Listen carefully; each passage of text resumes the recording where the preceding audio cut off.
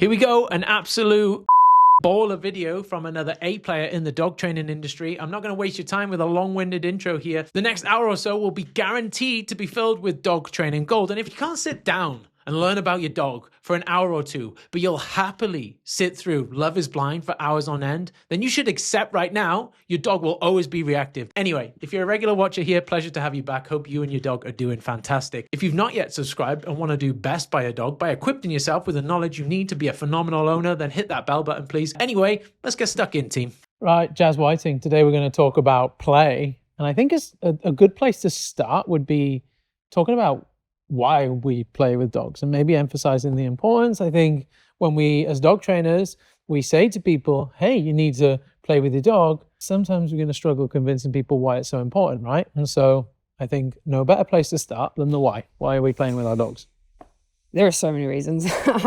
Where do I start? So let's go top three. Yeah, I'm going to say communication. You develop a communication system with the dog through play.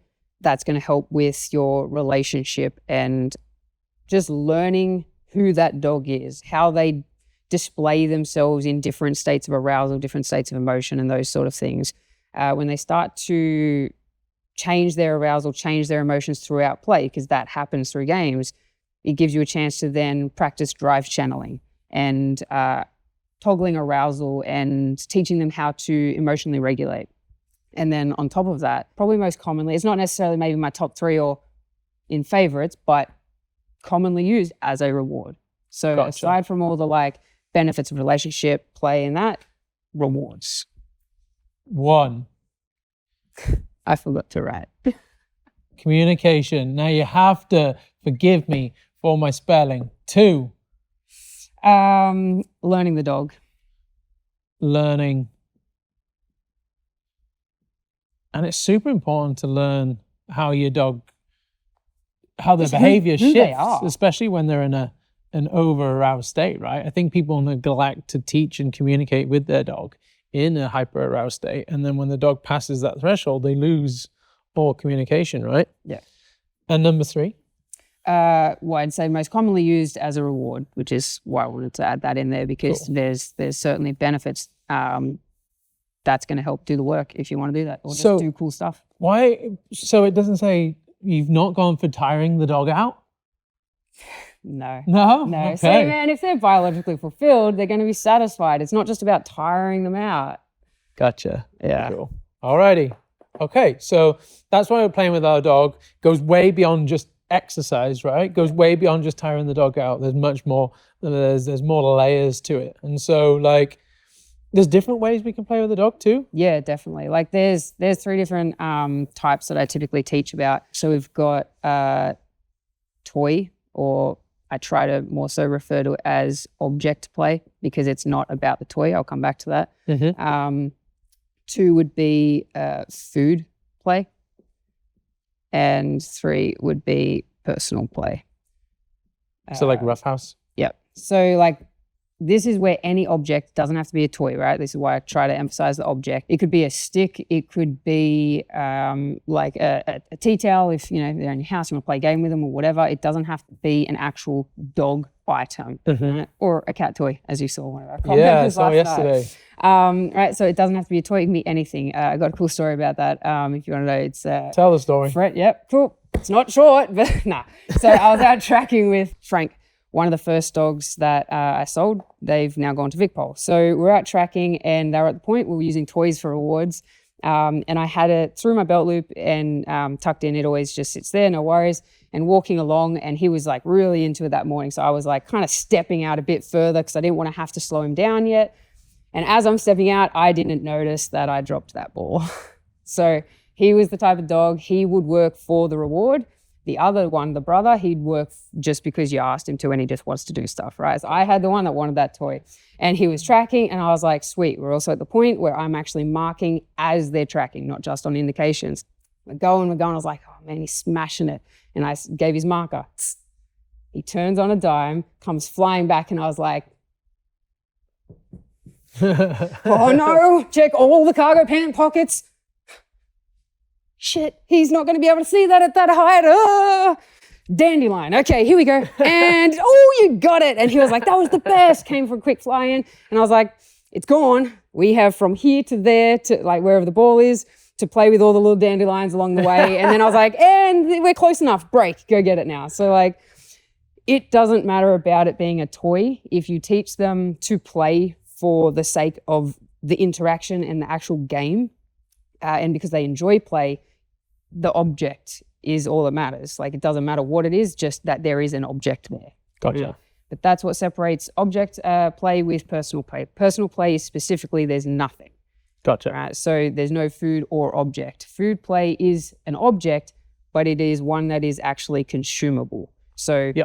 We'll talk about it soon, but they can simulate consumption with a toy or an object, but well, at least with the toys and objects I play with, they shouldn't be actually consuming them. And if it was a stick, I wouldn't want them to. Gotcha. So then, yeah, food play is specifically something that they can consume. And yeah, personal play, like that could be hide and seek, or it could be wrestling. Like, it could be, there's a lot of different varieties. Do you ever play the Doona game? I don't even know if you call them Doonas. What's the thing, the big thing, puffy thing you put on your bed? Quilt, all right, quilt, there we go. Blanket. So do you ever play, even just blanket, do you play the blanket game where you put your hand under the blanket and the dog's there and then they try to pounce on it? Yeah. There's not necessarily a toy there. There's not necessarily an object, right? Yes, the quilt is there, but it's more actually just about this thing moving, like, you know what I mean? So you can maybe count that as personal play. Gotcha.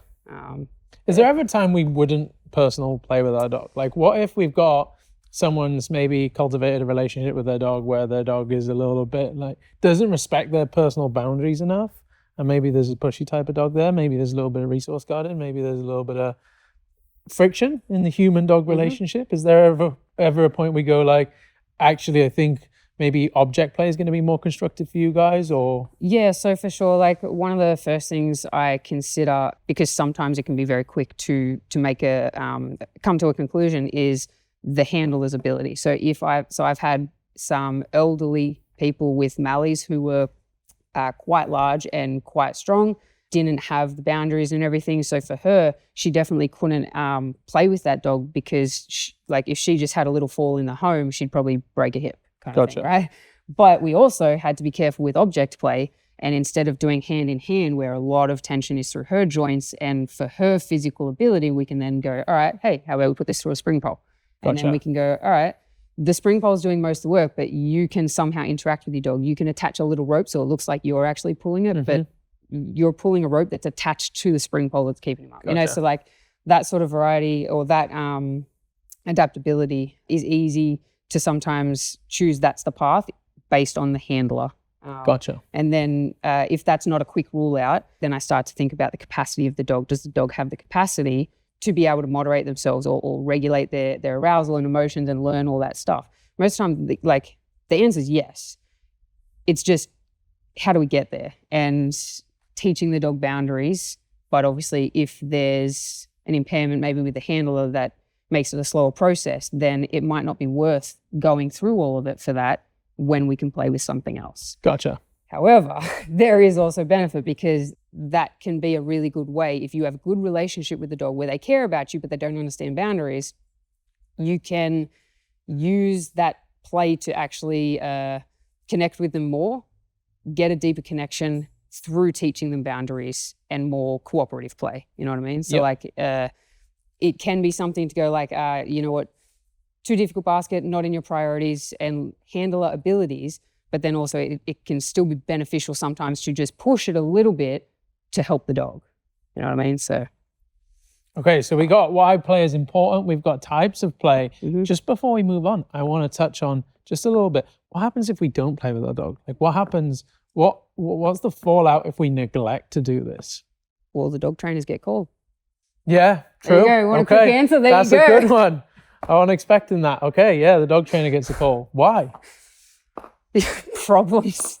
Like a lot of behavioral problems is probably the most common. I've been out of the pet sort of space for a while. I'm working more with sport dogs, working dogs. So like I'm more than happy to take other people's sort of opinions on this, but I think it's mostly the behavioral problems come from not being biologically fulfilled and not having a communication system in place to even really have the dog understand what it is you do and do not want, and when you do and do not want those things, which for me that equals like teaching them windows of opportunity. Sure. But yeah, not being biologically fulfilled tends to lead to a lot of the behavioral problems, but like they can show in so many different ways. Like It's just lack of expression or opportunity to express themselves, right? yeah, and then they're left to either find a way to do it on their own, or like they're just gonna go nuts, which can then lead to other problems. So And I think when that dog is suppressed because they don't have the opportunity to do these sort of things, then it bottlenecks, and then we often see that come out as like reactivity, right? Because it's the dog's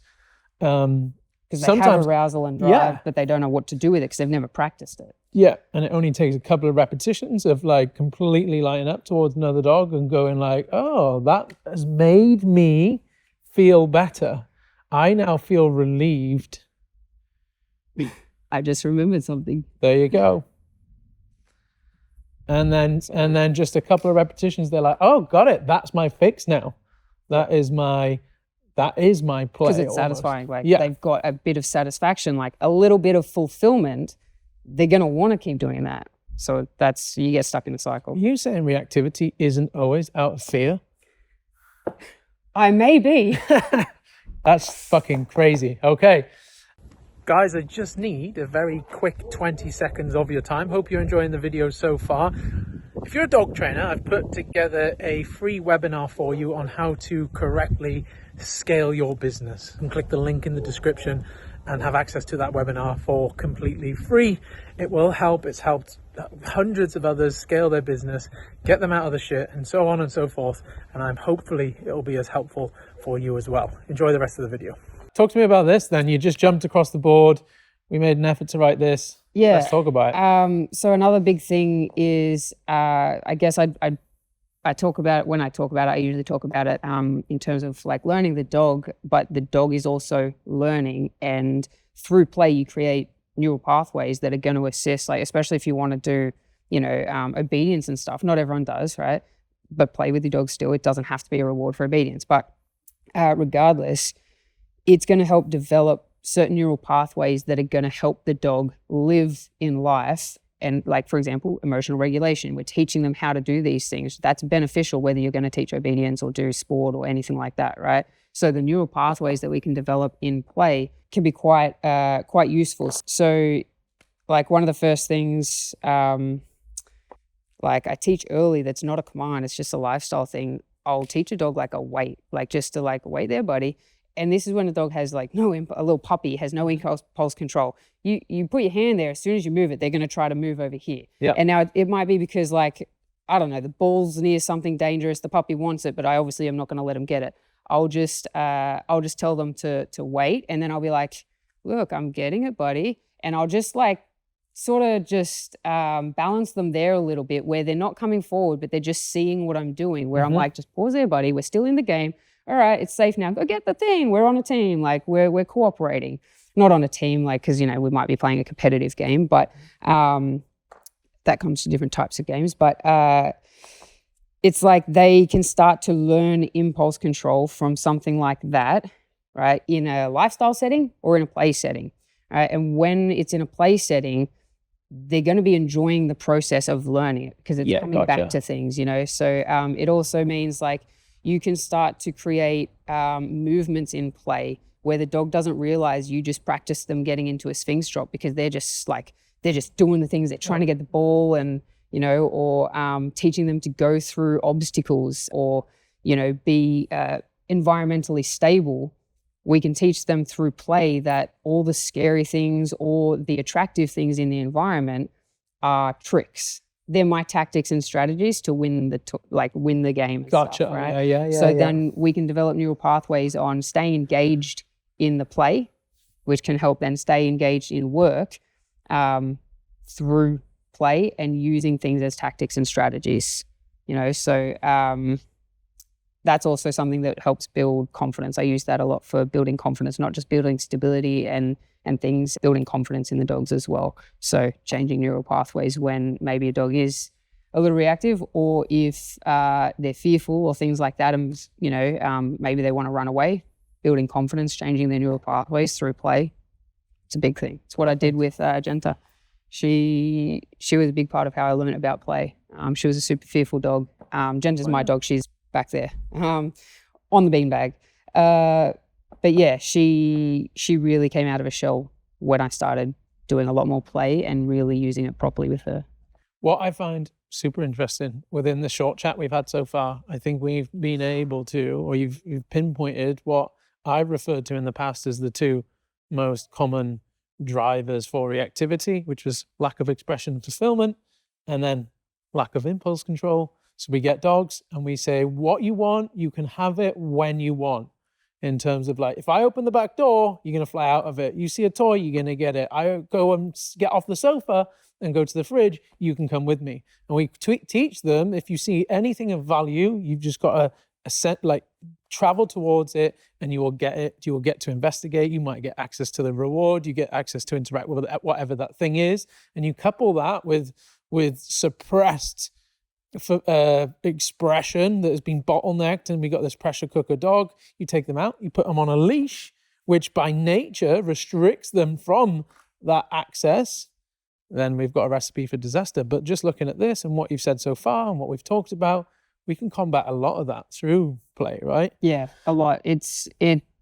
Like I'm still surprised sometimes when I'm coming across new things to add into play or a different way to play with a dog. Because obviously, like, I'm raising and selling, right? So every new puppy I get, there's potential that they're going to play differently. And even with new puppies, like, I'm still learning new ways that they're playing that I can then go, oh, this is a new thing. I can, like, just not a new thing, but like another thing I can work on with dogs that, you know, I just hadn't had the opportunity to before. And it seems like it's just never ending. There's so much you can do with it. It's like, I don't know. And plus I just really enjoy it. So maybe I'm biased, but I enjoy playing games. So yeah, and I can get quite competitive. So I like to make you don't say. Yeah.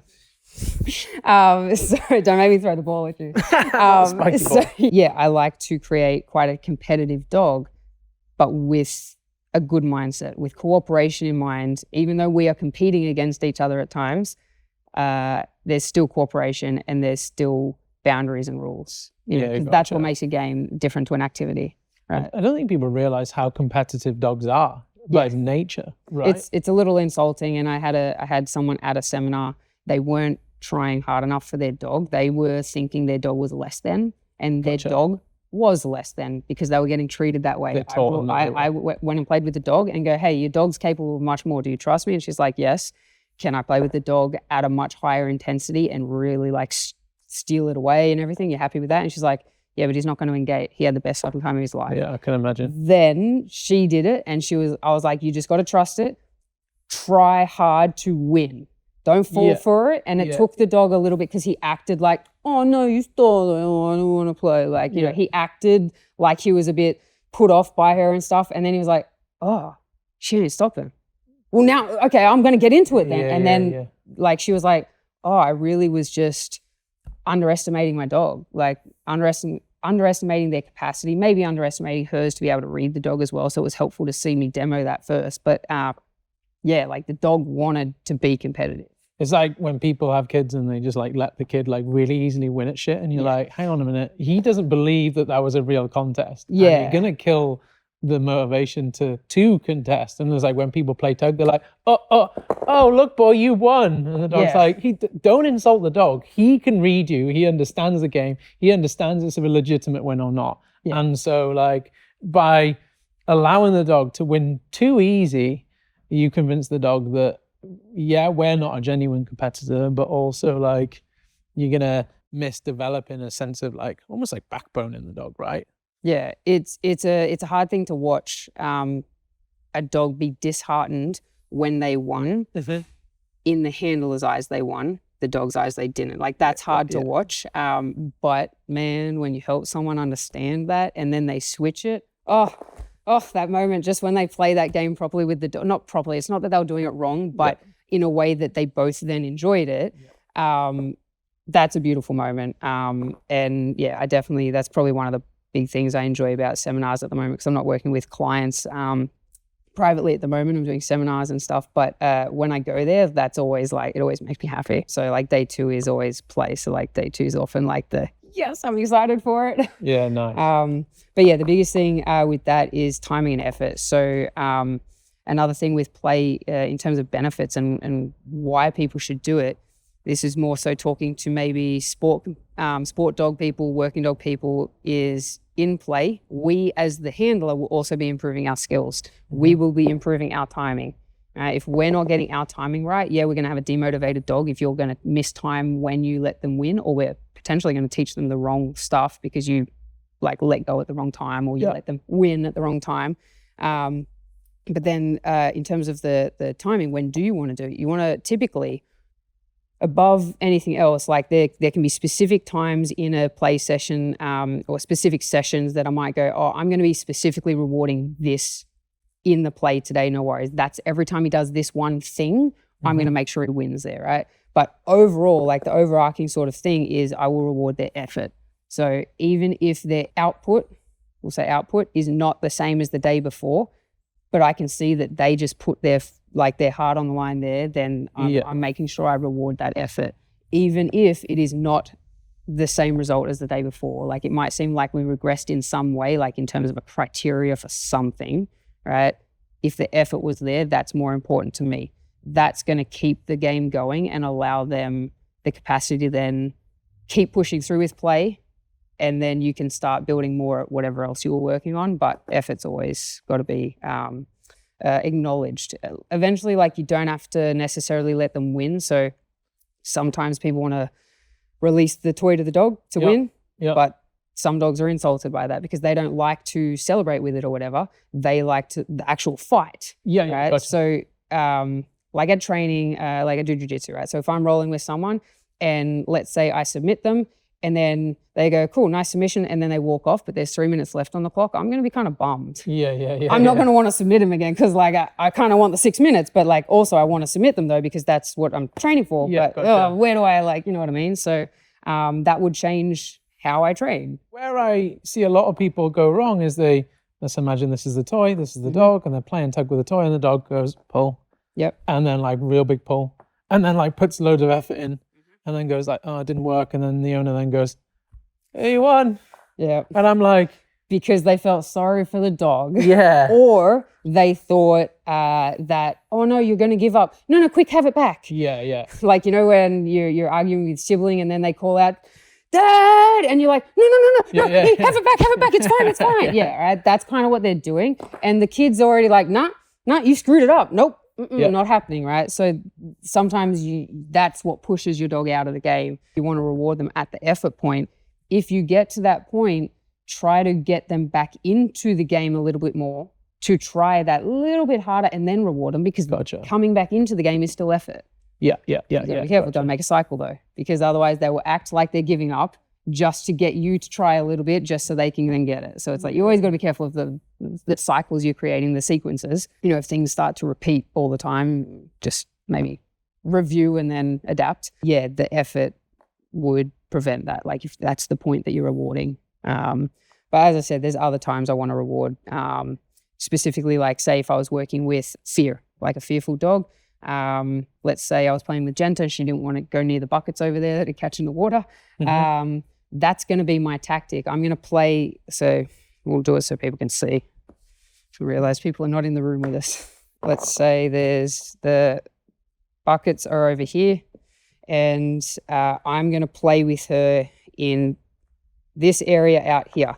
Gotcha. The main game is going to be happening here. All right, so we're going to be doing a lot of our tug in this area away from that. So when we play here, we are outside her threshold. We're beyond her threshold. But let's say if I go past this point, she's going to let go of the toy and want to run away because she's scared of it. Right? Okay, so the desire to stay in the game is outweighed by the worry of the buckets. And she goes, it's no longer worth me to stay playing with you because of this is a pressure. Like this is a problem to me. Exactly, right? And that's like, just for sake of the explanation, this is her literal line in the sand. All right. So we're going to be playing. I'm going to make sure that she's in a good mindset and that like, today is still the day. I planned it yesterday that this is what we're going to do. Looking at you today, no worries. It still looks like you're in the right mindset for it. You've got the right energy levels, because that's the first thing. I'm not going to start challenging her if she's already having a challenging day in some other way, right? Gotcha. So we play in this circle, and then at some point, I'm going to be like, man, I haven't won in a while. I'm going to start moving over here. Now, if I play here, no worries. I'll play, reward. And for her, she likes to celebrate. So I will be like, as she's pulling, I'll be like, oh my goodness. And I'll try to get it back, but really I'm scrambling for it. Yeah. But I'm acting. And I'm like, oh no, come back. And she's like, ah, ha, ha, I got it. And she runs off, does hot laps. Right? Funny note on that is one of my friends, to get his dog to take tablets and medicine, he'll like walk to the kitchen, drop it on the floor, and then go, oh God, no, you don't do it. And the dog will pick it up and eat it and then run off and be like, got you. I've seen a video of actually, I got you. Yeah, got you.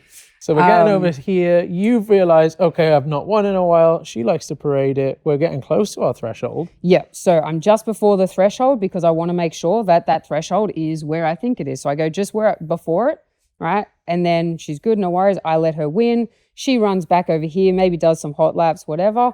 I come back and I meet her over here. We play. Maybe let her win again. Maybe I steal it. No worries. That's all happening here. Eventually, I'm going to go back over here. This time, last time we stopped here and we rewarded, I'm going to cross the line. And it might be 1 or 2 reps here or something within like the that, game, right? yeah? Yep, within the game. Gotcha. While she's on the tug, I'm going to be dragging her back and she's going to be like, no, we're getting closer to the thing. And I'm like, yeah, I'm dragging you forward. When I cross and she lets go, I run away and I go, I have the thing. Gotcha. So you take her favorite part of the game and you have it yourself. And she's like, God damn it, I want that. Gotcha. So then I eventually, I dangle it down or whatever and make sure it's at a suitable height that she can kind of get it and not where she's going to dive into something and, have an aversive response. I just want her to be able to try to steal it back. Sometimes I might let her steal it from my hand and take it and be like, oh my God, come back here, right? Yeah. We play like that. Or she gets it and I'm like, no, I've got that, oh my gosh. And we're back into tug, all right? So then we're tugging again in this circle. I take her back over. If she lets go again, no worries. Come back over, do the hot laps, repeat the process. Eventually, enough reps, I'm going to go over there. She's going to be like, no, every time you keep stealing it. She's going to hold on that extra little bit, just an extra little bit. And then I'm going to be like, oh my gosh, my grip slipped. Yeah, but you have to prep. As I'm going over, I'm like, dunk, dunk, dunk, down my knuckles. So she can feel it, right? This is how detailed I'll get in play sometimes. Yeah. I'll be like, oh no, because if you're holding a rope, you can tell when someone's slipping, right? She feels it. It's in her mouth, right? So I want to give that feedback. She's going towards the threshold, already thinking I'm slipping grip. She holds on a little bit longer past her threshold. I let her win it and she's like, God damn right, I won it. And she goes and parades it. Now when I start to go over more and more, she's then going to go, no, I can do this. I'm going to hold. So now the threshold moves. We're no longer there. The threshold moves further up. Now we go to here. Not every rep will go over though. We still play majority of the game over here. This is where we talk about ratios. Like if we go at first, it might be only 1 rep in 10 in a game. 1 rep, I'll go near it, or 1 rep, I'll go over, or something like that. Eventually that ratio is going to change, and it'll go to eventually 5. I did not do that, right? It's kind of what I was looking at. And then, eventually it'll be 9 times I can go over and you hold on.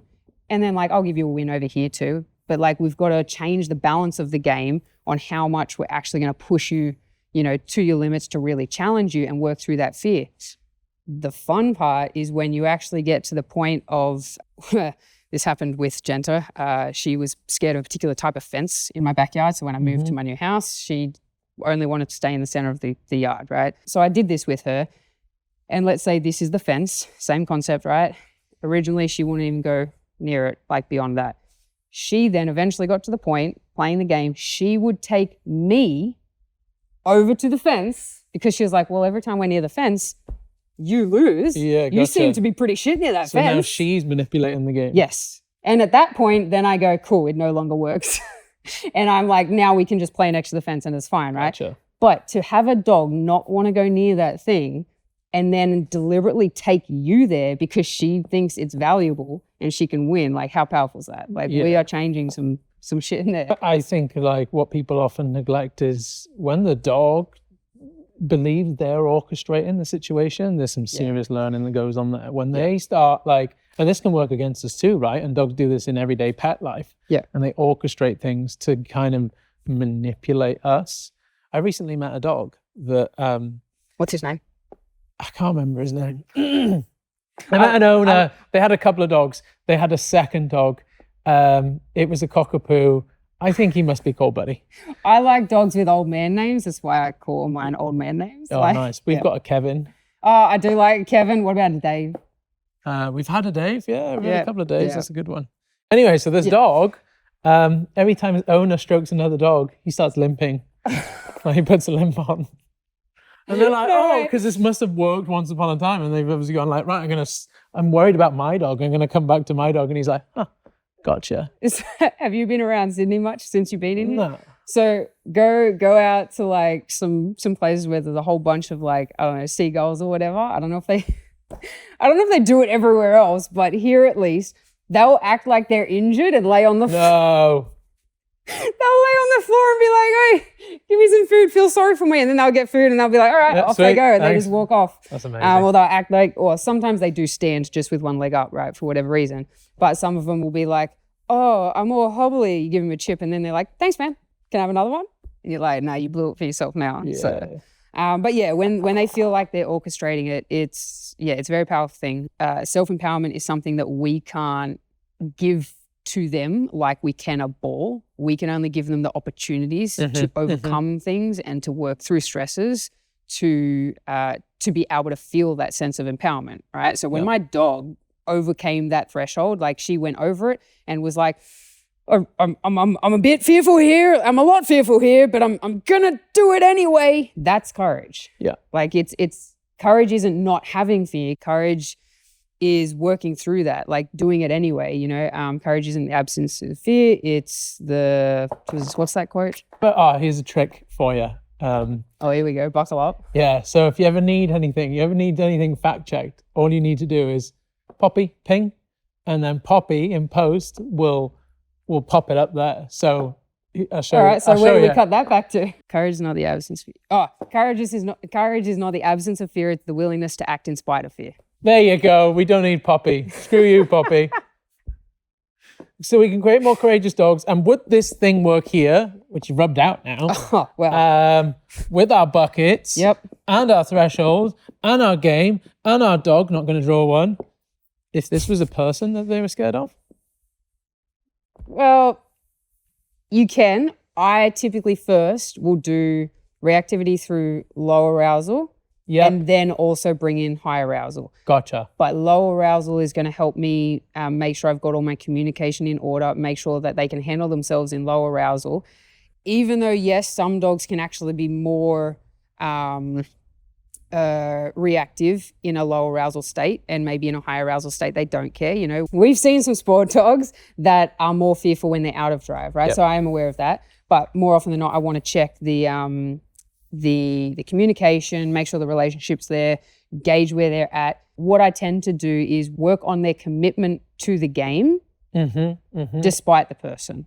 Gotcha. Right? So that way they can develop commitment to the behaviors rather than paying attention to the human. But I still want to address that. Like I like to address things, like if there's 4 components to something, I'm going to address each component individually where possible, then join 2 of them, then maybe join 2 of them, and then join like either all 4 or join 3 and, work through like that. So, but yes, I do then bring play into like reactivity work at some stage, because I think it's important to work them through that in a high arousal as well, not just in low arousal. So I'll do both. But yeah, I think more often than not, I probably start in low arousal. I've got a question for you. Shoot. Would you present the argument that the concept of working around the boxes in this situation, whereby it's a lower stakes situation, it's not a person, if something goes wrong with the boxes, not a big deal. Would you argue ever that resilience in which we've built in the dog could be generalized, or is it only this case that we've got the dog not braver overall? Gotcha. Yes. Okay. Talk to me about that. I think that's a really important concept to touch on. So again, sort of neural pathways, we're developing the skills to be able to manage stresses of some kind.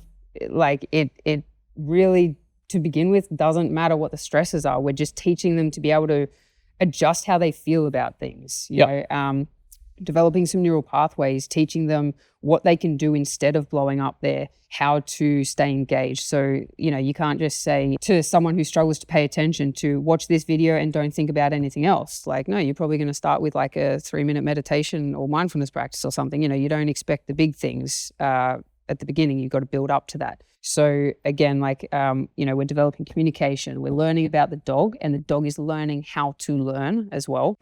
Right? And obviously developing the whole reward system that we're going to use down the track, should you choose to. But the neural pathways are playing amongst all of that, you know, so it doesn't matter if it's the boxes, if it's, because we don't just do things that they want to go away from. I also do the things that they want to be attracted to as well. And again, building commitment to the game despite what's going on around is going to help them down the track with obedience, but that is also then going to help them down the track with reactivity. Because you're developing all of that, the emotional regulation, the arousal control, the drive channeling and everything. So I think answer to the question, yes. Certainly does. Before we move on, are we ever going to make progress with this dog if we don't pass this line?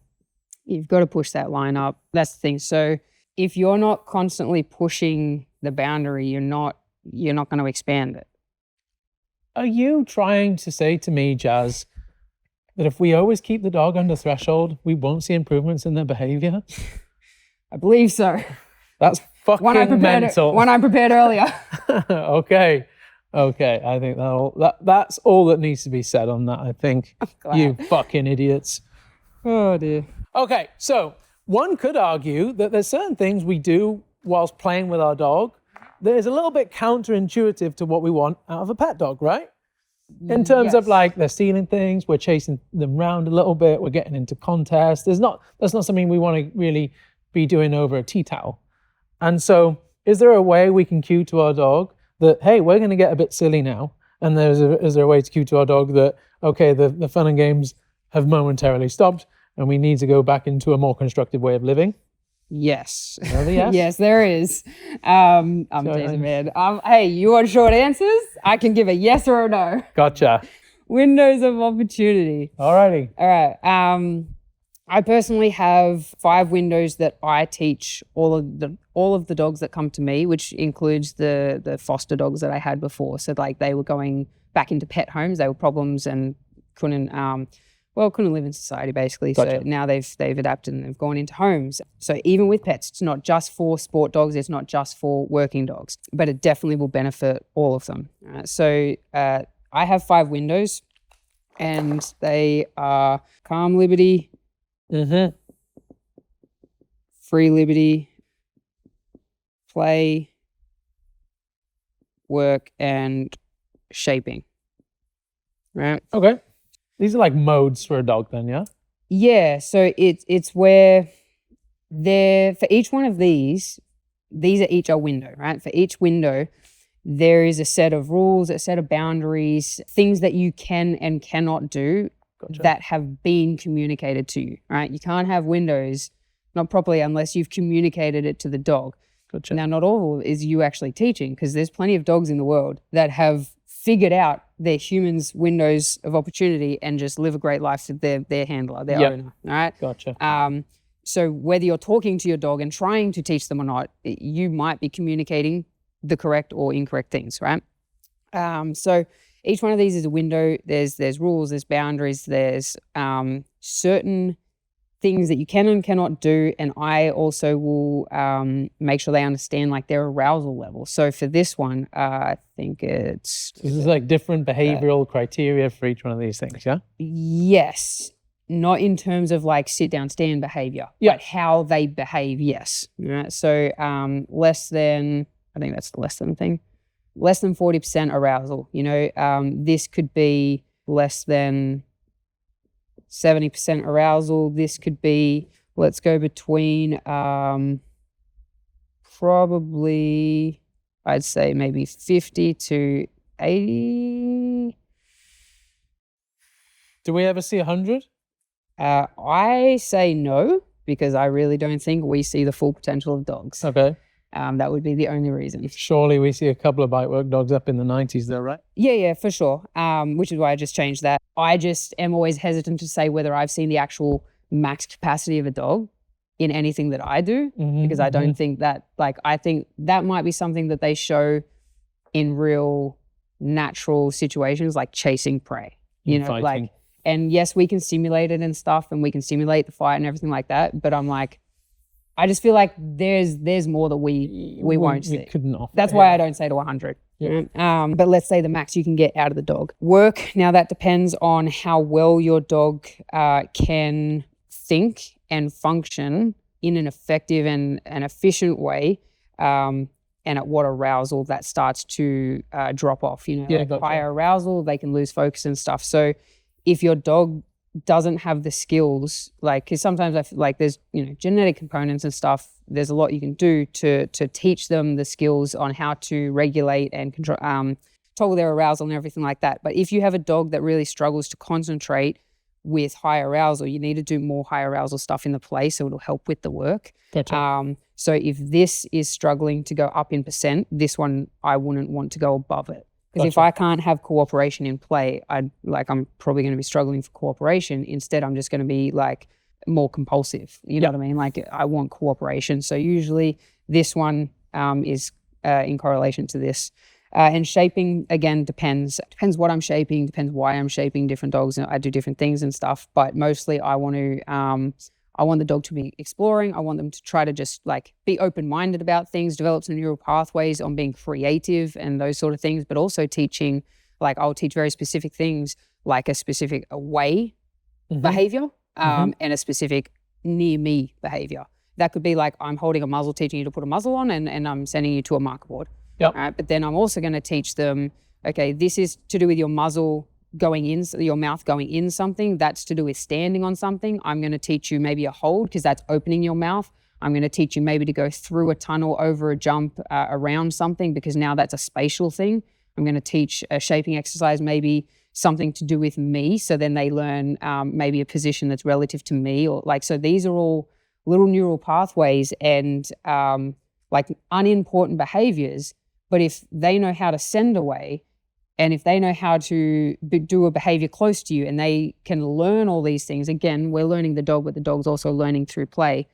We're developing all the neural pathways that, and this is through shaping, but also play, that then help us do the work, but Gotcha. then help us do the lifestyle stuff. Because again, everything relates back to the lifestyle. Like, work is just the icing on the cake for anyone who wants to do it. For whatever reason, it doesn't matter whether it's for the dog or for you. If you want to do it and the dog's having a great time, cool.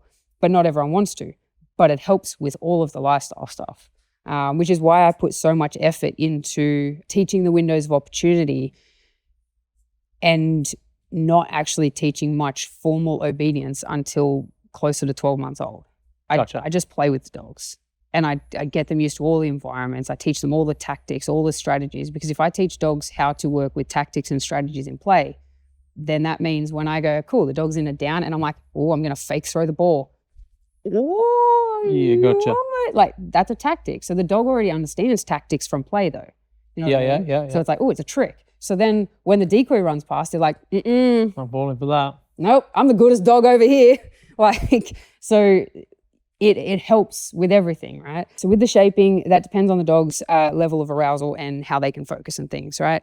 But again, if you want to be improving, you've got to be pushing that threshold and going beyond it. So with the windows of opportunity, these, a lot of the time for people who have dogs that understand this, these will be learned by the dog observing. And if they've got an owner that's really consistent, it's going to be really easy for a dog to pick up on these things. And they're the dogs that we never hear about because we don't get calls. They're not calling a trainer because shit's working well for them. Yeah. All right. So if you don't have that, or if you just want to improve a bunch of stuff, like actually having your dog calm down when you need them to, so they can play and work at the maximum that they can, having that on a verbal cue is going to be helpful. All right, so I put all of these on a verbal cue. For me, it's finished, free, kick off.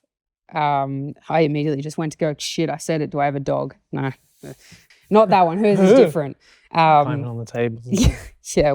Yes. Well, they would immediately go, where's the toy? What are we doing? So this is the thing. When I turn on the play window, it doesn't mean they can take the toy yet. That's like the ref calling the players onto the field. Yeah, gotcha. Everybody steps on and they're like, what are we doing? Like, and they're like, are you going to throw a frisbee? Are you going to pull out a tug? Gotcha. What are we going to do? So they're waiting for the play, and that's part of the criteria of the window So of you've play. got, that was free. Yep. That was Finished, finished, free, kickoff.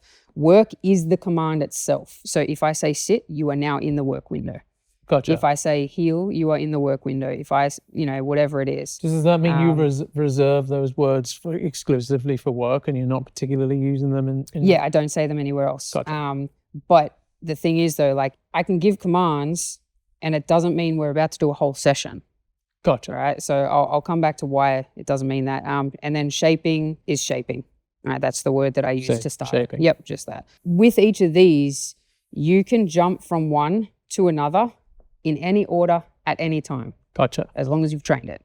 If your dog struggles with the transition, then it's not trained fully yet. It's as simple as that, right? So once it's conditioned and they understand. Now, obviously, if they're super high, like if they're at a 90 and you're going to ask them to go below 40, like that might take a short amount of time, but I'm not talking 20 minutes. I'm talking like maybe 3. Mm-hmm. Like, so when I say, I've done it here, you might have seen video actually. Pat and I were doing a session, bite work session, and then I needed to stretch the dog out after because they were going through a huge growth spurt and their psoas was tired and blah, blah, blah. Anyway, so they've just finished biting Pat, and then I was like, cool, we're done. They trotted the suit around for a bit, and I was like, all right, finished. And then he was like, all right, I'll go get a drink. And then he laid down on the floor because he knows what's happening. He was like, stretch me. And then Pat was just there and hanging out, and the dog's not trying to bite him, like very clearly and relaxed enough for me to be able to stretch him. So that was a very quick, like from bite work, let's say 90 down to lower than 40. Gotcha. But like very low because he really did relax and let me stretch him out. So, and that was in a matter of minutes, and with the switch on, that's immediate. You'll see the dog turn on a dime, and then like you can see they're aroused, their drive state has changed. So you can basically get everything that is like suitable or applicable within that window within one command. Just like anything else, just like a sit, just like down, heel, whatever. But it's not in the same like kind of mindset, because they have to hold that for, well, we don't know how long, it depends, right? What's the max you would ask for an obedience command? Just give me, like, could you imagine a down stay? What's the maximum time you reckon you've ever asked a dog to down and stay there and not move? In obedience? Yeah. Not 3 minutes? Not long. Not long, right? No. So what happens if you were in a small space here and, well, okay, Genta's over on the couch, on the beanbag, right? She's in calm liberty. What did I last say? Actually, she might be in free. No, she's in free liberty. But because it's lower than 70%, she's just displaying as if she's in calm liberty. Gotcha. But I had to think about that and was like, what was the last thing? No, she's in free liberty. All right. So she could get up and do zoomies. She can go and greet someone at the door. Gotcha. If they arrive, and she can be a bit excited. For her, she's allowed to pick up a toy and carry that round, but she's not trying to initiate play. Most of the time, if someone tries to take it, she's like, I don't want pats from you anymore. She'll go to someone else, right? So she's in free liberty. She meets all those criterion, whatever, that we set. If I was to switch her on, she's old and she's probably going to have to stretch out a little bit, but her desire to play is immediately there, and her drive state's changed, If I was to say, middle, and in the way that I actually say it to her, because I say it in a specific way, she's immediately in the work, right? So she's in free now. If I said middle, she's straight into the work window. Let's say someone was delivering something. No worries, she's here. They disappear. I'll be like, okay, free. Now she's straight back to free liberty. Gotcha. Now, because I'm at a point in training that when she does a middle, I don't have to reward every repetition, that's fine. I would not ask for an obedience command that still needs every rep rewarded unless I was prepared to reward. All right. In which case, if I had to, I would grab a toy from there, I would play with it. And that then, as soon as I give my marker, we're in the play. As soon as I'm finished playing, I might say free or finished, and she's back to free. So you don't turn one off, you just switch to another. Yep, exactly. Gotcha. It's not, you're not really closing like the window. Yeah. It's just you're climbing through the window to something else on the other side. Yep. You know, good girl. Oh, mama. What are you doing? Excuse the brief interruption. We're having a visitor. Come here. Hey, girl. How you doing? Can you be in the... Oh, she's... She's just like... off. She's probably She's looking in for free something to hold. liberty. Hey, girl. This one? Yeah, there you go. There you go. That's nice. They're nice. Does the, You got a does the pen? camera pan down? This is my old girl, Genta. Ah, she cute. All right. Come on then. All right, so yeah, back into it. So I'll take my pen back now, please, Genta. Release. Thank you. Free. So that actually, I didn't tell her to hold it, right? But I knew she was looking for something to hold. I gave it to her, but now I I specifically wanted it back. She has to hold that accountable, right? So I said release. Technically, that's an obedience command, so that's work, right? And the expectation is that when I say release, you stay there and engaged, right? You're waiting. In work mode. Yeah. So we've used a work command. Exactly. So it's not necessarily like an out. Well, for me and for some people in certain sports and stuff, when you say out doesn't mean to let go. Out means to sit in front of that person and guard them, right? So even with a pet dog, it's like you stay focused on that thing until given further instructions. Yep. So I then said, I think I said free to us. You said release free. Yep. So she's now into free liberty, right? And she's just waiting for permission to get up, or she can see your phone. Up. She'll more often than not like stop if there's something on it and just kind of wait. Anyway, so I leave my laptop on my couch and stuff, and she doesn't step on it. So except now she's over your phone. You can have my phone. But anyway, so I just went from like the work straight into free living.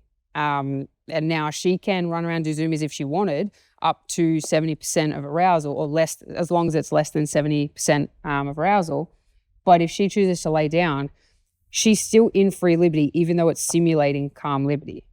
Yep. You know, so this window here is where I want my dogs to spend most of their time.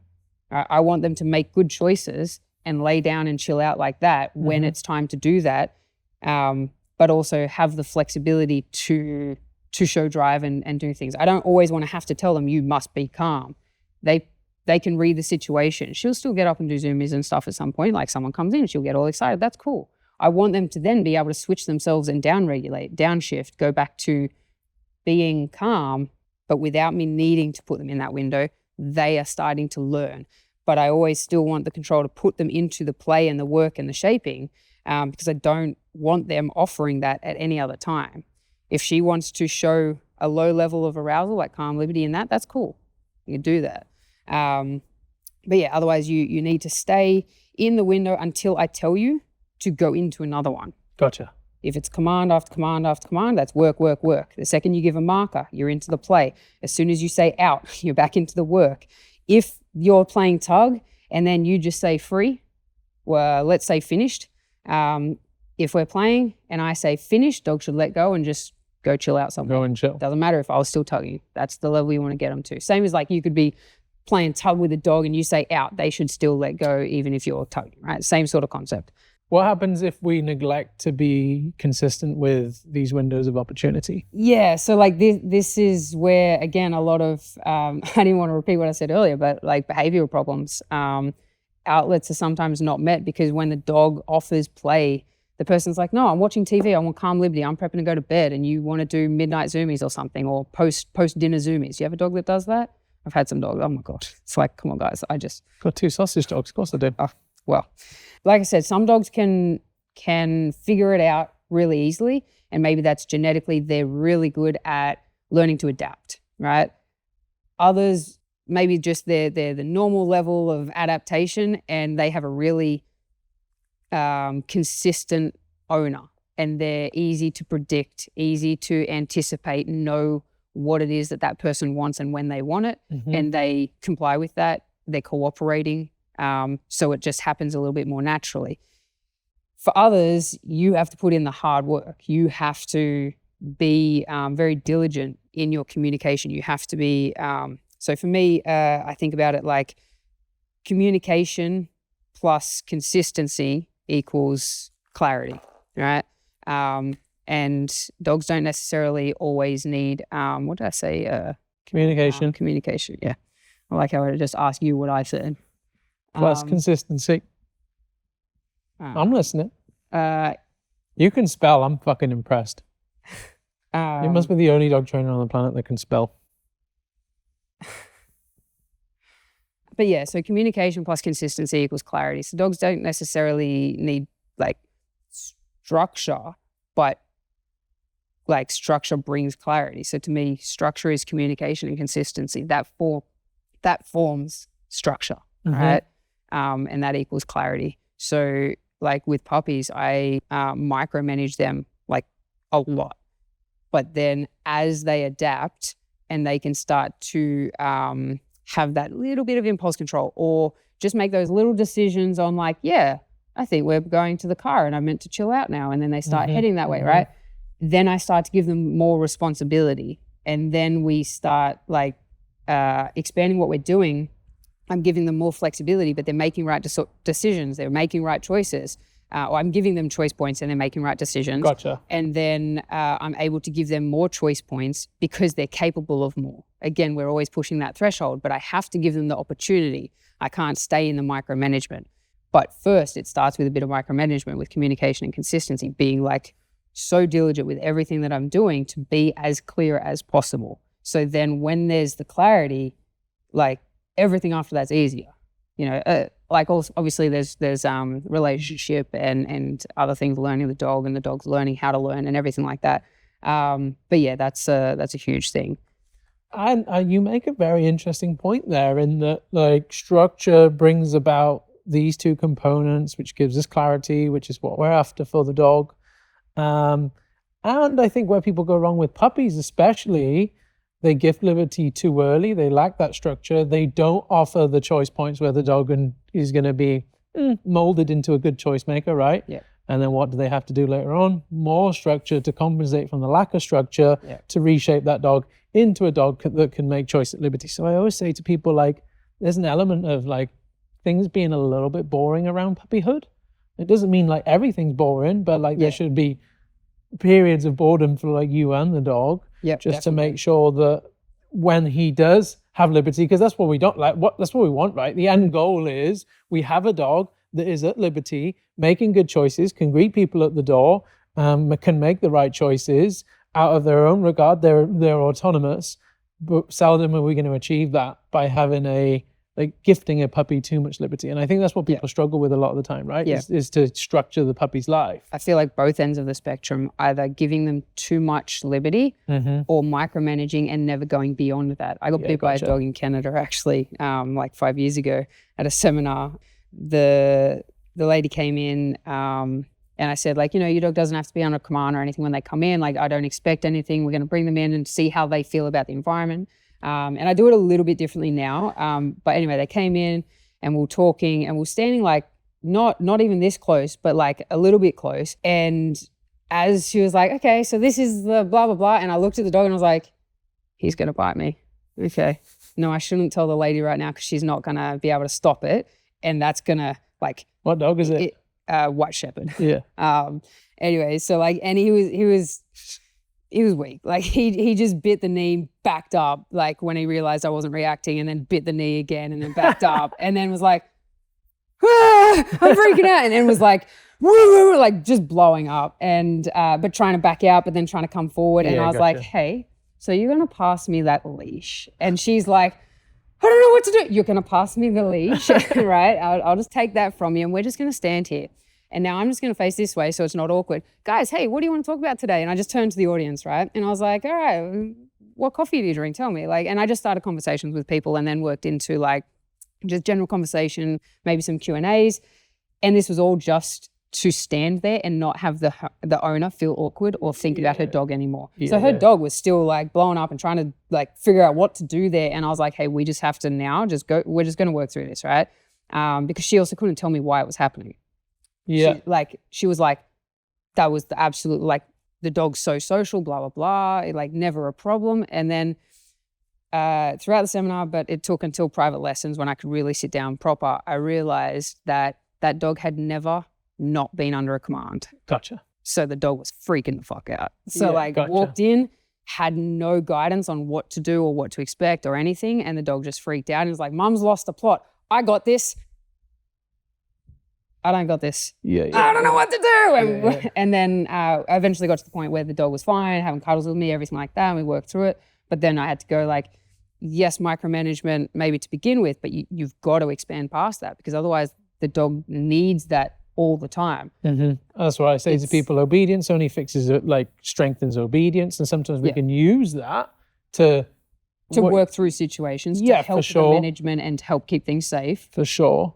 And kind of get us from A to B in terms of choice points, as you referred to. Yeah. But like we've seen it a million times, you can have sport dogs, they're exceptionally obedient, they don't look like they're going to bite anyone, but when the handler's putting them back in the kennel or into the truck or whatever, and they're out of a command, they're looking to smoke everyone and smash everyone up, right? Yeah, exactly. And so it doesn't necessarily mean a dog that is really good, that is really obedient, is a dog that behaves or is like a law-abiding citizen, right? Exactly. Did you notice in America, like did you notice how obedience focused they are in America? So when I went over there, I was just like, all these dogs are constantly being barked at in terms of like what to do at all times. I kind of noticed that like most places that I go to seminars, but then once I go, like for the first time anyway, but then when I start to go back, I feel like I'm seeing it less. Gotcha. And it's not necessarily because they're all the same people coming back to the events, they're different people, but I feel like that's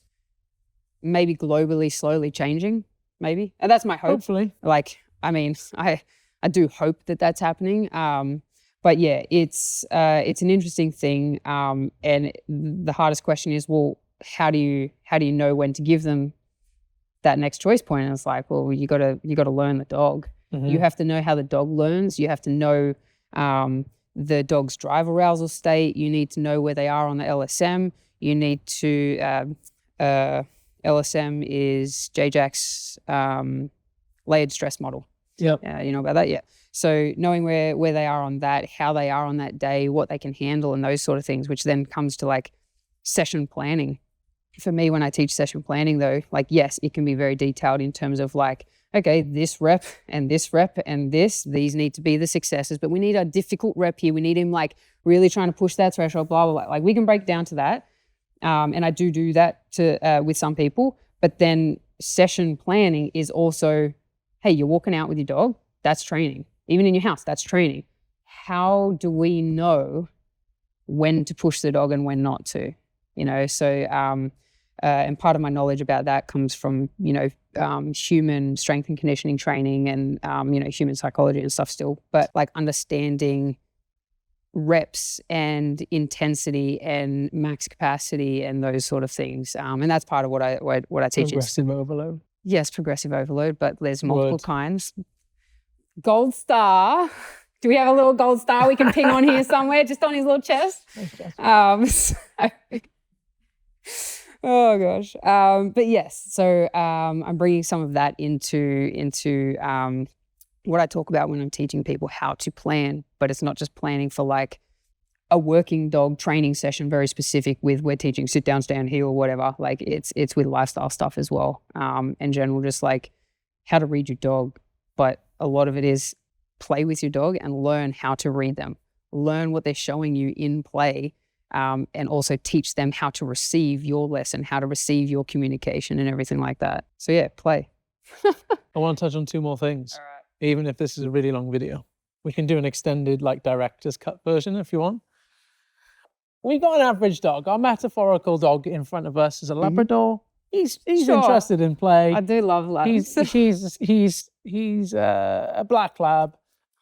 He's interested in play. He's a little bit dog reactive. But we know now from diagnosing the situation, it might be because he hasn't got the adequate outlets. And maybe like we've not been clear enough with the dog. And so I want you to, in steps, step by step, as best as you can now, Jas, give us like a perfect play sequence for that dog.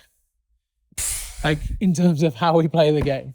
Or the components of. How we play the game. All right. So like I'll talk about We need to give the people something. the choice points on what I make, right? All So and like a little bit of the reasons why. I'll create a bit of a scenario as well though. So I first of all want to know like how what the dog's into, like what motivates them. He likes a tennis ball, but we're just like, we've got a flinger and we're just flinging it up and down the hill to tire him out. All right, sweet. So he likes a tennis ball. But does that satisfy him? Like, is it just a matter of His name's Buscapan. Buscapan? Yeah. Okay, all right. I'm just gonna leave that one. So that tennis ball, is it just that he's not getting enough of fetch, or is it that that game is actually not satisfying him? No, they're doing a lot of fetch. They're Okay, doing a lot of fetch every day. Thank you, because otherwise it was a very quick answer, play more fetch.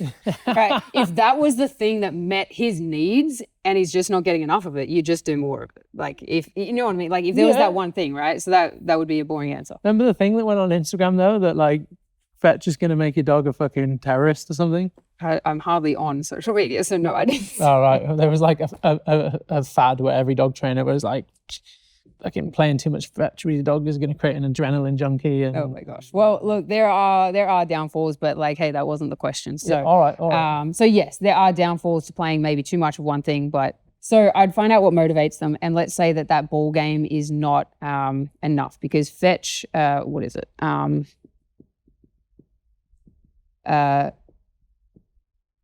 Fetch is a supportive game. It's not a competitive game. Okay. You are a ball dispenser. Yeah. When you're, say, playing tug, what's the goal of tug?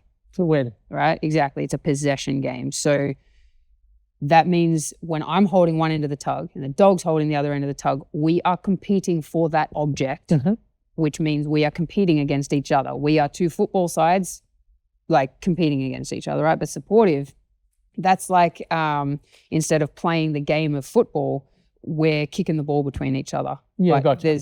We're not scoring points or whatever, unless you play an activity with me, and then I'm like, hey, how many do you think we could get while we each take a step back each time? Yeah, and nice. I want to turn it into a game, right? Yeah. So, like I said, I'm competitive, but like at a deeper level. So if they play this game, they may like supportive games, but they may love competitive games. And maybe if they haven't been given the opportunity to experiment with competitive games, maybe that's why they're not being fulfilled and everything, right? So let's just assume he will like competitive games more. We're going with that. So once I find out what motivates him, and let's say he likes competitive games, I'm going to then start to, somewhere in here, I'd be talking to the people, finding out, hey, what does your dog know? Do they have windows? Do they have communication? If they don't have any of that, we're going to a communication system, and like, we need to develop that. Now, part of that, yes, happens in a game, but some of that, like markers. So I'd want a no reward marker, and I'd teach that lifestyle situations first. And for me, a no reward marker is, that's not going to succeed. You're not in trouble. That's not going to succeed though.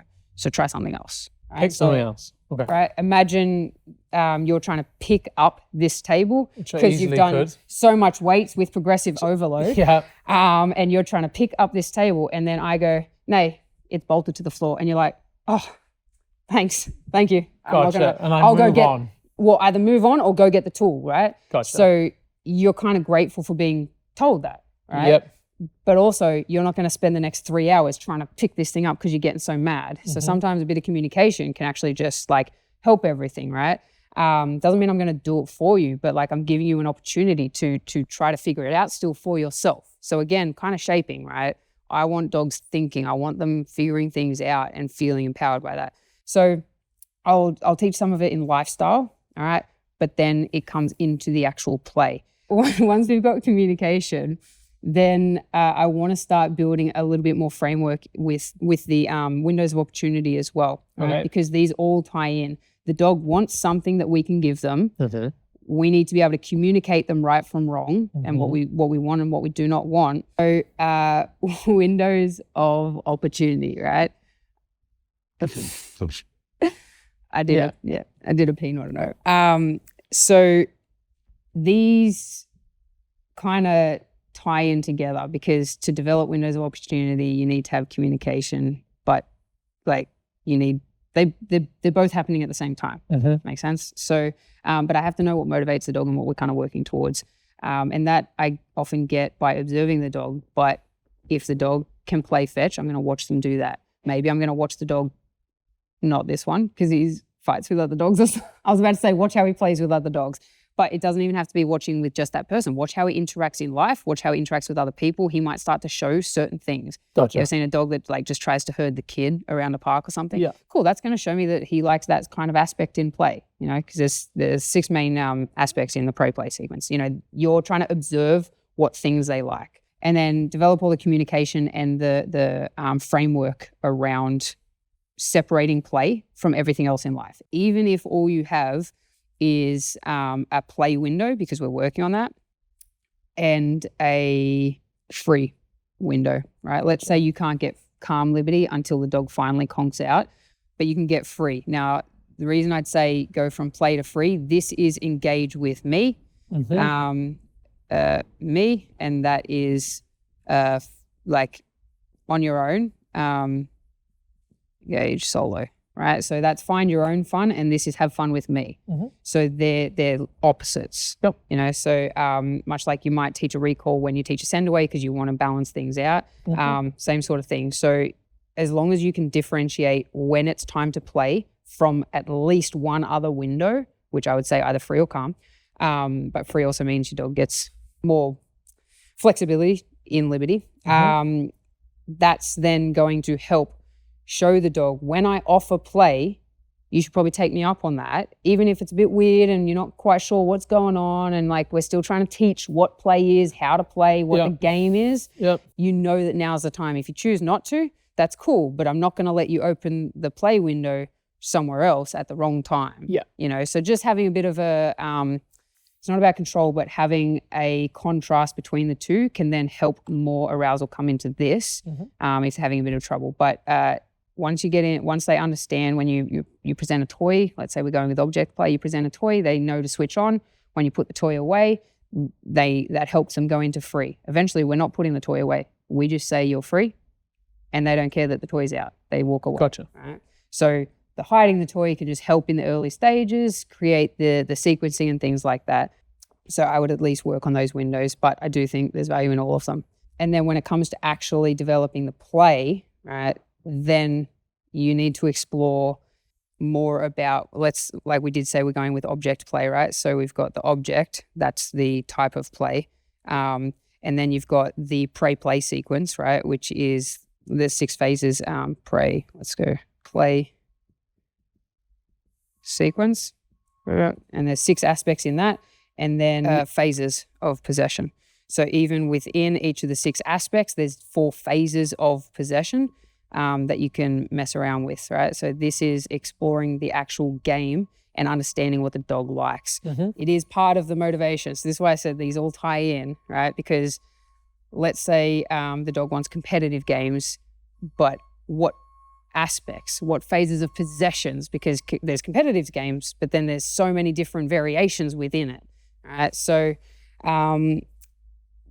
with this, the prey play sequence is, depending who you talk to, they might add their own in, like different ones, because they're important for what they do, like sport and things like that.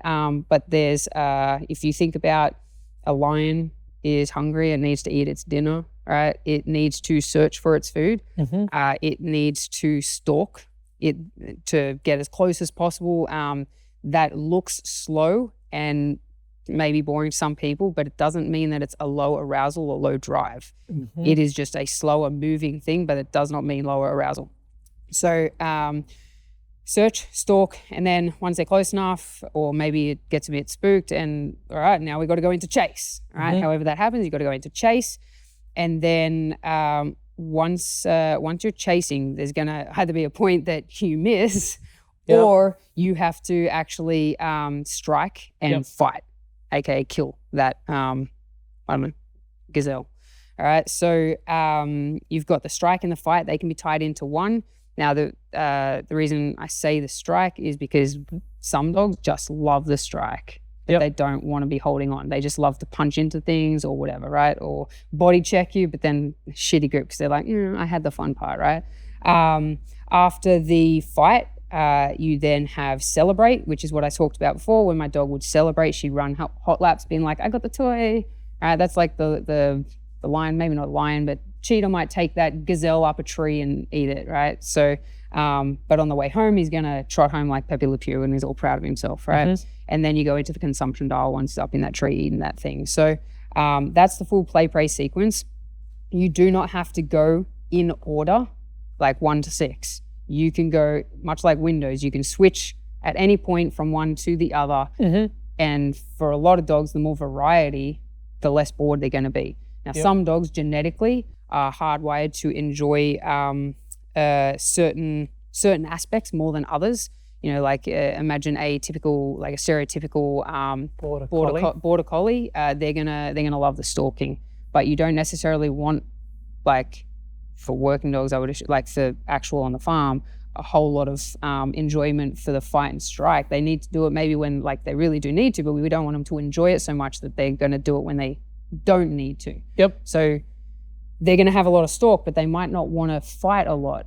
But what they might want to do is just do a lot of variations of stalking, which is then when we come into like phases of possession. Right? There's 4 phases of possession. I have it, the dog has it, we have it, or no one has it. Yep. So talking about stalk, right? Phases of possession. I have it, the dog can be stalking me. Mm-hmm. You have it, the dog can be stalking you. Now, if we have it, debatable because we are in the fight because we're both fighting for it. But have you ever got that point where you're both still and you're both like, who's going to make the next play? Like, or am I going to boop your nose? Am I going to slap your side? Like that's a little bit of stalk there, even though we're still fighting for it. But there's that brief like, hey, we've just switched a little bit here. And then if no one has it, it's between us. We can then both stalk the thing, and then it goes into the like probably the chase where it's like, who's going to make the first move? Shit, they moved, and then you race them. Yep. All right. So you can get, even with one aspect, multiple phases of possession. However, you can't get some phases of possession with certain prey-play aspects. Right? So like chase. If we're both holding the toy, we're not chasing. Like, because, you know, so you get 3 of the 4 there.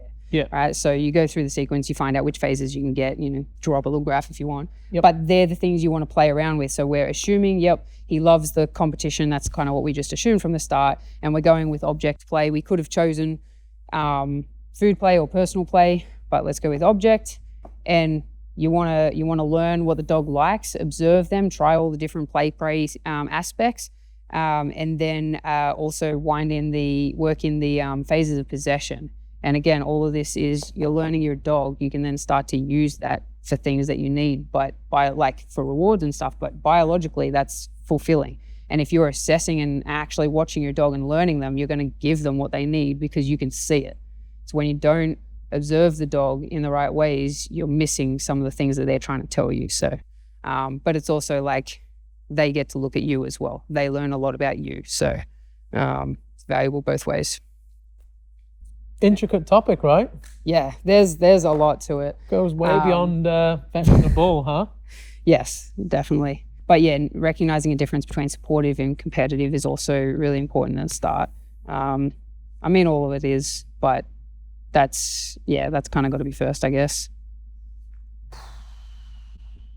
What's next? One last thing. Shoot. What do we do when we get a dog that doesn't play? Play with it.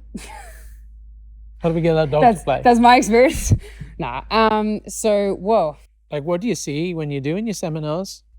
So my first thing is like, I want to observe the dog and the handler if I can. And just to see, even if they're not going to succeed and actually play, I need to observe them to see what's going on, because I can ask them, but if they don't know what they're seeing or they don't even know what they're doing that's causing anything, they're not going to be telling me the things that I need to see. So I'll still ask some questions, but then I'm going to want to watch them with their dog trying to play.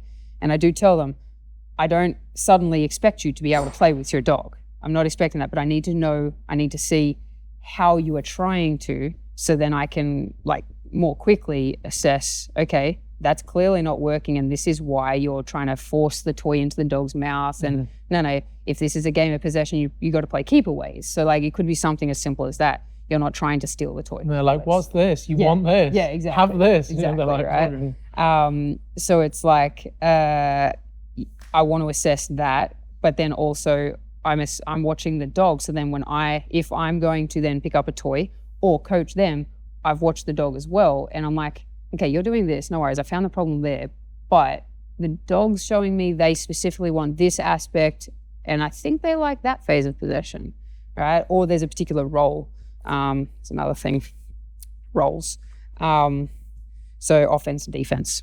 Yep. And I'm not talking defense as in defensive drive state, just pure like game format, offense and defense. So some dogs will not like certain roles. Like when I used to play soccer, or you call football, the keeper, she could play striker, but she would never want to. That's not her thing. Like she would for the team if she needed to. Yep. I was a mid. I'd gone and played keeper before. I've played striker before. Like I'll do it.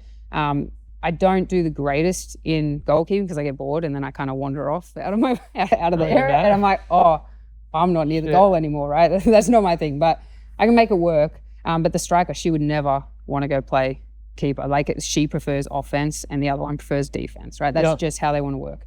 So some dogs can have their favorites as well. So a good example of that is actually Genta. Story time. So she doesn't really like puppies. Because they're assholes. Because they don't know the rules, the boundaries, and respect and things like that, spatial awareness and whatever. So she wants nothing to do with them. She just tolerates them. Right? And I'm bringing 2 or 3 Mallies into my yard and living with us at a time. And she's like, again? Are you serious? I came home with Remy and Peter the other night because I was looking after them while the guys were away. And she was like, oh, my boyfriends are here. Puppies though? No. Nah. But they're the only 2 dogs she likes, right? She doesn't like a whole lot of other dogs. She's excited by dogs, but she's like, no, don't touch me. Don't come near me. No, I just want to like flirt with you and then run away, right? That's her. But what she does is once they're at the point where I can say nay and the dogs will go, oh, not to harass her, that's not going to work. Oh, okay, I'll walk over here, right? They can respond on verbals. She starts to go, all right, I can be around them a little bit more because she knows I'll keep them in check, right? Yep. And I don't have to be as close as what I did in the start, right? So when she sees that happening, she can then be like, all right, I'm going to go lay down over here in the sun. Oh, they're going to harass me. She looks at them. I then say nay. So then the dogs learn, okay, she looked at you in that way. That means go away. Yep. So eventually I don't have to play a role. Then she wants to play a game. But the only game she wants to play is chase, but she is the prey, which to me was very confusing though, because she doesn't like being chased. Okay, yeah. Right? She doesn't want them to chase her and she doesn't know how to tell them not to because she tries to flee, which then induces more prey, right? So she's not very good at that. So I was like, why out of all the games, why do you want to play that game? And I realized it's because she knows the layout of my backyard. The puppies do not. She can run through the tiny gap over by the shed and then back zip through this gap, and then she needs to turn here. So that means she needs to slow down there. She knows the layout. Gotcha. She knows the track. Which means they can't catch her. They're too busy sliding into the fence, sliding off the little thing. Oh, no brakes. Oh, no. And then, so she can actually keep a distance, which means she wins, they can't. The second they can reach her, she's like, nah, not playing anymore. Right? So she's like, okay, I don't want to play that game anymore. And she will only start to play with them when they're much older. And they're a lot more skilled at down regulating and actually playing to her level. If they can't do that, she won't play with them. Now with Parker, he was still too highly aroused. He did down regulate a little bit, but still too much for her. Peter down regulated way better for her and has a more suited game. So she plays well with Peter. I limit it because she's older, she's got sore legs and whatever, but that's much later that she wanted to play. You know what I mean? So that role has a huge impact on her and how she plays with other dogs. But I thought it was interesting. She puts herself into a position she doesn't actually want to necessarily be in. Yeah, it definitely impacted her play. So that's always something to consider. And just back to the dogs that don't play. Yes. We get a lot of owners coming to us and saying, hey, I've tried everything, my dog doesn't play. And we get a lot of owners saying that, right? Yeah. what percentage of dogs do you think actually, like, as hard as we try and we implement everything and we get things right, what percentage of dogs do you think won't actually ever get to the point of enjoying a game? Do you think it's less than like what is presented to us by owners? Yes. A hell of a lot less? Yes. So I haven't had one. I want to deliver that hope into people's hearts here that their dog probably can play. Yeah, that's what I was going to say. I don't think I've really worked with anyone who hasn't been able to get it. For some, it's taken longer because more so there was like essentially kind of like not trauma like, you know, the dog was beaten or anything, but like trauma where the dog couldn't open themselves up to play. So it was more about opening up the seeking system, not actually experimenting with this. Once that seeking system was open, and there was the relationship and everything was really going well and everything, the communication was there. They learned the dog was learning how to learn, everything like that. Seeking system was open. The play then became easy. But it was working through all of that first. So sometimes there's some of that groundwork to do before you can get to this, but it's all part of it. You got to be persistent. You got to be persistent and keep trying. But sometimes you don't want to switch up what you're trying too much because your dog can't actually then get used to something and then try to join in with it. Yeah, gotcha. You know, like, you know, sometimes, like if I am staying at someone's house or no, let's say with the gym, I went to another gym and I was staying there for like a week. So on the first night I went in and then I was like, no worries. I watched how they cleaned the gym. I put my stuff away slowly and I, you know, whatever. I was putting my shoes on. I was like, okay, that's where they keep the mop. That's where they keep that thing. Okay, that's where they fill up the thing. No worries. I can then see the order that, like the sequence that they cleaned the mats and everything like that. Next time I went in, no worries. All right, I'm going to help you clean the mats. But I observed how they did it, right? Gotcha. But if that pattern changed every single day and they did things in different order, then like your rate of learning and integrated into that system is going to take a lot longer, right? Exactly. So, yeah. So it might not be a good idea with our pet dog to go like, okay, I'm going to try a ball on a rope and I'm going to try a float pole. I'm going to change the game. We're going to try, see if you like this, see if you like this, see if you like this. Especially if they're fearful or like there's that sort of underlying, like maybe on that side of the fence, not like reactive or lack of boundaries or anything like that. Maybe just a little bit timid or whatever. Like, sometimes they just need a bit of time to adjust with, what you're playing with, where you're playing, or, you know, so this is where all the groundwork comes in. But yeah, if you can sometimes stick with it just a little bit before changing, it gives them a bit more time to adapt to it, you know, and be willing to open up. So there's hope. Yes. There is certainly more hope than people probably think. And I know people will be commenting and they'll be saying, but what if my dog doesn't play? And we're here right now, we're saying play with them. They probably can. Yeah, no, there's hope. Jas, hope for sure. Thank you so much. That has been certainly one for the dog training geeks, I think it's fair to say. And hopefully that people will look past their inability to concentrate on anything longer than fucking 15 seconds and do right by their dog and listen to what we've talked about today. Anything you want to say to sign off? Let's draw a picture. Okay. You draw yours. What are you drawing? Or is it like a surprise? Yeah, just draw a picture. Okay. Oh, fuck. What are you drawing? Any particular theme? You see. You see. Oh God, I'm done changing it.